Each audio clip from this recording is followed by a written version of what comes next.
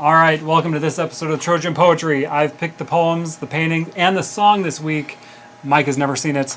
Mike, you are in for a treat. We have a poem by Emily Van Kley. We have a painting by Georgia O'Keeffe. And we have a song by Bjork. I've done it. Yes, you got her in. Bjork. I've been trying for so long, and I think this one makes sense. All right. Maybe, as I always say, maybe a little bit of a stretch, but it's always fun to, look for combinations and connections. Yeah, all right, so here we go. This is by Emily Van Kley, or Van Kley. It's from 2016. It was originally in the Georgia Review, and it is called Dear Skull. Dear Skull, beloved braincase, body's bleeding heart, helmet law. Dear ribs, thick with implied meat, disused central railroad, reverse spec house unplumbed to propitious frame. Dear double-strung forearm, dear violin bow, dear pachyderm-eared pelvis, dear barnacle spine. Tolerate this animate interlude, nervous tick of cell and swoosh, elasticity and vein, and you'll emerge democratically beautiful, armature to nothing. You'll make the case for stasis, grow each year more ravishingly still. Yes, the flesh is weak, but you are forged of patience, ill-inclined to cheer or moan the extraneous respiration cartilage as it trundles away. I've just got to say, this is why I love poetry. I mean, the images that she's creating here, and they're all spot on. Pachyderm-eared pelvis, barnacle spine, but that's ribs, so unpleasant. But it's awesome. Ribs thick with implied meat. Disused central railroad. I mean, and they're all. I can't even talk. It's all perfect. Right. It's all perfect. And I love the double-strung forearm and the violin bow. Like that to me, that was one of the lines that kind of sold it. I was like, oh wow. Yeah. And it seems to me I saw the turn here where it comes from barnacle spine to tolerate this animate interlude. Nervous tick of cell and swoosh, elasticity and vein. So, and then she goes into talking about stasis later on. So I don't know if she's dancing or if she's doing something where her body is moving.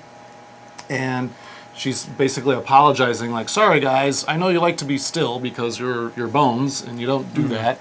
Well, but I think we're about to do something crazy. Even if you're not dancing, your blood is still swooshing, right? And the nerves and ticks, or the cells are still bubbling or humming. Humming or whatever. Right. So even stasis, like the bones, the skull, are even more static than being still, right? Like respiration and cartilage, like even cartilage and respiration are too much for bones, right? Yeah. Like bones are just like...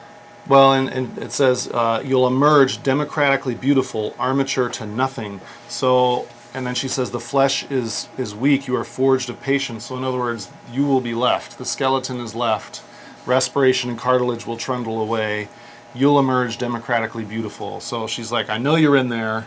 Just wait it out, and you'll get a chance to be yourself, and emerge when everything else is gone. And what an interesting, kind of beautiful and weird way to think of an inherent part of your body, that you might not want to think about without the rest of your body. Yeah, attached or involved. But there it is.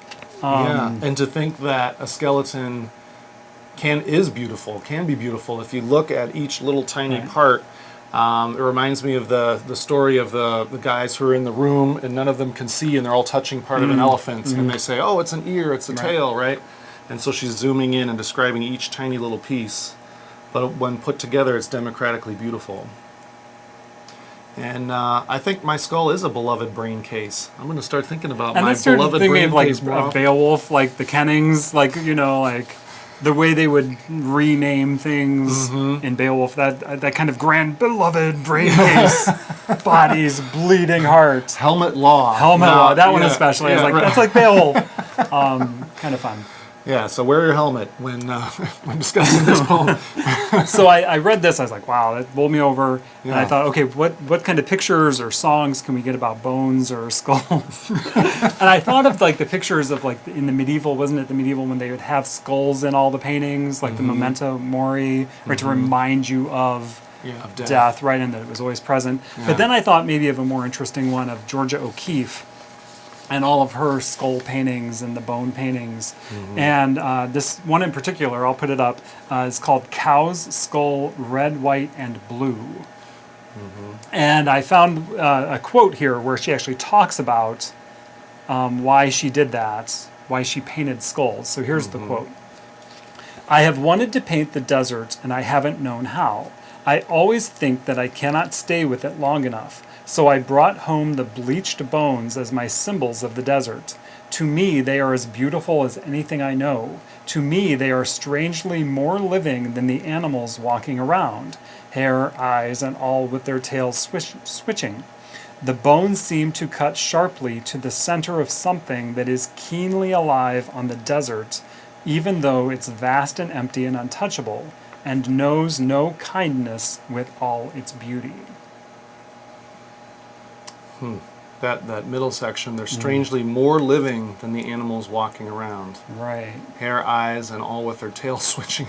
It's just interesting that that's the one, piece of an animal that she thinks of when she's thinking of stuff. Well, I was thinking living of the in desert. swooshing in the skull Yes, the poem, nervous swooshing tick. in the elasticity and vein, right? For Emily Van Kley, the skull and the bones are somehow more pure than And this, more alive. yeah, than this human mess. Yeah, you can right, actually of have a conversation cells. with it because she's writing, or at least write a letter to it. Right. And when she says, it cuts sharply to the center of something that's keenly alive on the desert, and it knows no kindness with all its beauty. So it's kind of this stark, it's beautiful, it's odd, it's striking when you look at this skull, but there's nothing warm about it, right? There's nothing warm and fuzzy, Kind. right, that you would see on a living animal or even a living cow or steer. Right. But it is beautiful in its own way. And as looking at the painting, right, it's such a stark I mean, image. There's not much there. You're Right. immediately drawn right to the center. Right, but then it does have the red, white, and blue, which I have to think is in some way, I mean, red, white, and blue, you can't use red, white, and blue in America Right. without somehow referencing the Patriotism flag or- or yeah. the country. And so to have this very stark, beautiful skull surrounded by the colors of the American flag is to me very curious, and I haven't made any sense of it other than to begin to think about, what is going on, and if the skull is a quote unquote symbol of the desert, and the skull is more beautiful than What's alive? what's alive, and she's putting it in the forefront, right? It's dominating the painting, and the red stripes are so just kind of small and squiggly, they're not Yeah. even precise. Well, it makes me think of, the skull is from the past, and maybe she's talking about the past of the Old West of America and how, how wonderful it was or beautiful it was. I also think with Christian imagery, it almost looks like a crucifixion. Yeah, certainly. Yeah. With the Yeah. arms stretched out. So then, if you add that layer in there on the red, white, and blue, Right. what does that mean? Well, and the blue and the white are kind of like angling, right? So are we supposed to read it like it's emerging out, or is it Right. sinking? Is it The falling? red, white, and blue is sinking down, or is the skull coming up out of? To emerge. I think this painting might be more complex than a first view might let on, Right, right. and I don't know. Yeah, well, do but that's what's so great about it is Yeah. you can come at it from so many different angles, Right. or you can just look at it and say, "Wow, how did she do that?" Right. To capture the little pieces of bone so perfectly. And it's symmetrical, but it's not symmetrical, and it's got all this movement going on, right? that and you don't think of at first. And the red lines are almost like bars, right? Like the red lines are totally different from everything else in the poem. Yeah. Except for they're so vivid. Yeah. But they're just... For the painting, you mean? Yeah, I'm sorry. Yeah. So, again, Okay, deer skull. kind of an interesting look. So then I thought, okay, I really want to get Bjork in here somewhere, and I need to find something about the interiority of the body, right? And she doesn't have any song about... Well, this is the one I decided on. It's called Triumph of a Heart, and it's got one of the funniest videos ever. So I'll play part of the song. I'm not going to play the video because I don't want to distract, but if you ever get a chance to watch the video to this song, the official video, it's great. But here is a clip from Triumph of a Heart, from 2010, and this was made with no instruments. All of the sounds you're going to hear are people making sounds with their mouths. So here we go. The stubborn trunks of these legs of mine serve as pathways for my favorite fuel, heading upwards towards my kidneys. The triumph of a heart that gives up.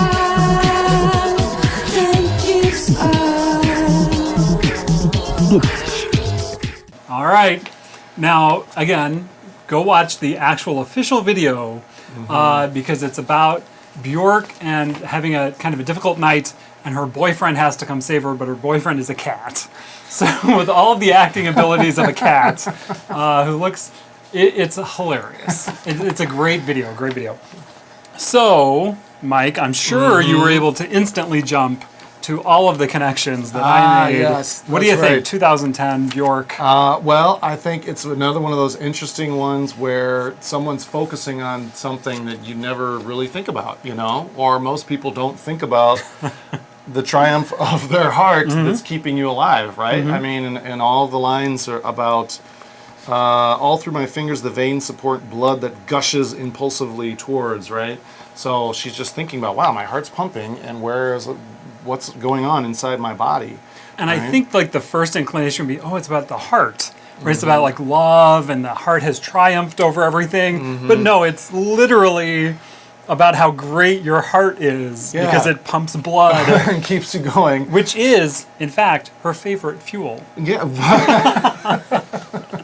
So, what else do you need, right? Right. That's what keeps Right, you right. going. I mean, and while we were listening, Mike actually heading upwards towards my kidneys, right? Like, again, what a it's just hilarious to how me. many songs have the word kidneys in it?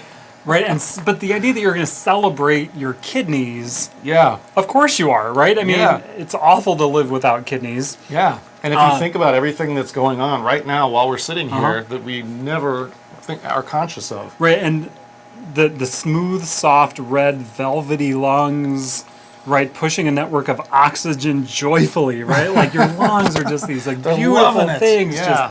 That's what they're built to do. So I thought, again, tying it back to Deer Skull, right, like that celebration of bones. Here, Bjork is celebrating the anatomy of the heart. Kind of, again, I think kind of playing with that, we would expect this to be a love song. You know, like, oh, my heart is trying, like, the heart will go on. Celine Dion, right? Kind of thing. But no, this is, wow, I really love my heart. Yeah, this is great. Yeah. You go, heart. Right? You're keeping us going. That's Right. what it's all about. And some beautiful, and it's just a cool, And really the music weird, is cool. imagery. Yeah. And if you watch the real video, in the middle of the video there's a break, and they have all of the performers actually doing the part, so you can see them making all of the sounds. doing the beatboxing and Yeah, stuff? yeah, all of the sounds. Cool. Ah, Jimmy, Jimmy, Jimmy. I'm a Jimmy, knocky, knocky, knocky, knocky,